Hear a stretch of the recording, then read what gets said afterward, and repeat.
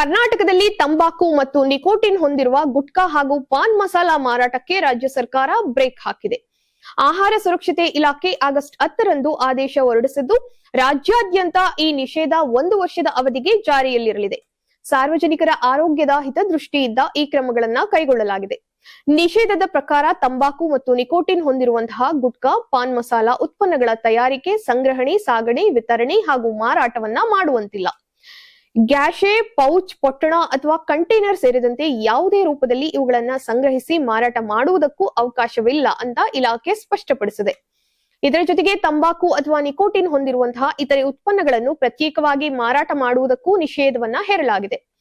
ಗ್ರಾಹಕರು ಸುಲಭವಾಗಿ ಮಿಶ್ರಣ ಮಾಡಿಕೊಳ್ಳುವಂತಹ ರೀತಿಯಲ್ಲಿ ಪೊಟ್ಟಣ ಮಾಡಿರುವ ಅಥವಾ ಮಾಡದ ಉತ್ಪನ್ನಗಳನ್ನು ಮಾರಾಟ ಅಥವಾ ವಿತರಣೆ ಮಾಡುವುದಕ್ಕೂ ಈ ಆದೇಶ ಅನ್ವಯವಾಗಲಿದೆ. ಆಹಾರ ಸುರಕ್ಷತೆ ಮತ್ತು ಗುಣಮಟ್ಟ ಕಾಯ್ದೆ 2006ರ ಅಡಿ ಈ ಕ್ರಮವನ್ನ ಕೈಗೊಳ್ಳಲಾಗಿದೆ.